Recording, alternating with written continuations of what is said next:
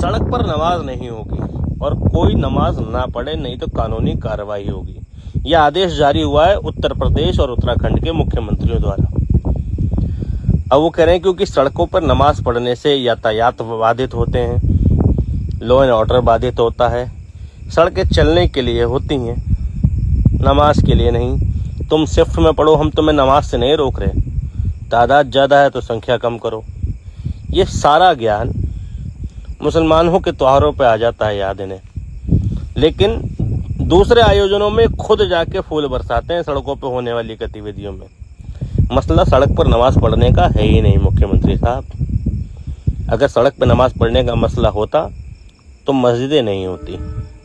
मसला यहाँ समानता के अधिकार का है।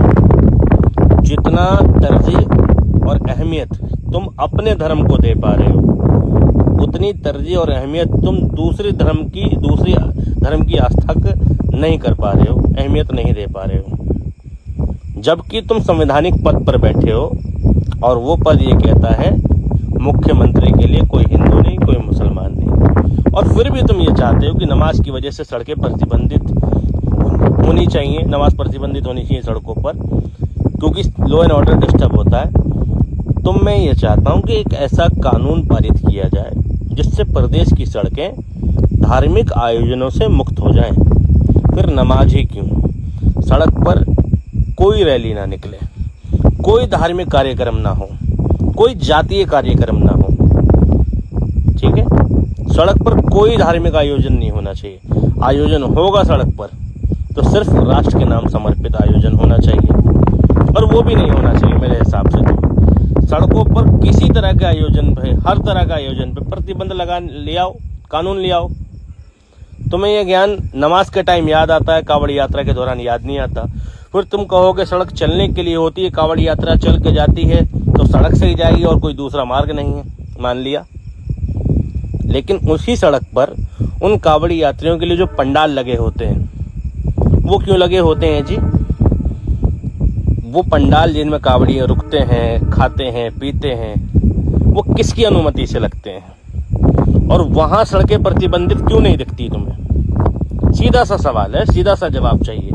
तुम स्टेज पर बोल के चले जाते हो, इस देश के पत्रकारों की औकात नहीं है कि तुमसे क्रॉस क्वेश्चनिंग कर ले और तुम उनके जवाब दो, और अपनी कौन सी मानसिकता से जवाब देते हो ये पता नहीं।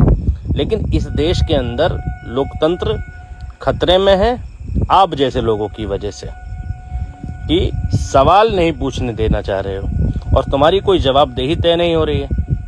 तो मुख्यमंत्री साहब, इस देश का नागरिक होने के नाते, इस देश के संविधान में आस्था होने के नाते, और क्योंकि आपने उस देश के संविधान की, यानी भारत के संविधान की शपथ ली है, इसके नाते मैं आपसे सवाल पूछता हूं कि आप मुसलमान और हिंदुओं के बीच समानता का भाव क्यों नहीं पैदा कर पा रहे हैं, और क्यों प्रदेश के नागरिकों को दो भागों में डिवाइड कर रहे हैं, दो तरह की व्यवस्था देकर। अगर सड़कें धार्मिक आयोजनों से डिस्टर्ब होती हैं तो सभी धार्मिक आयोजन प्रतिबंधित करो, और अगर परमिशन दे सकते हो तो सभी आयोजनों को परमिशन दी जाए।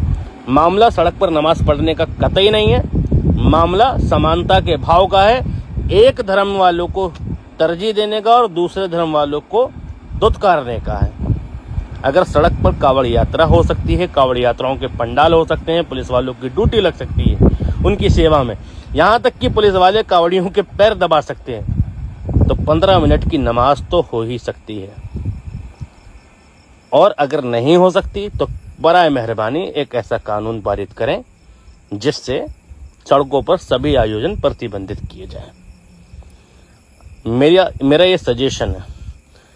बाकी आप लोगों की क्या राय है कमेंट में जरूर बताना। जय हिंद, जय भारत।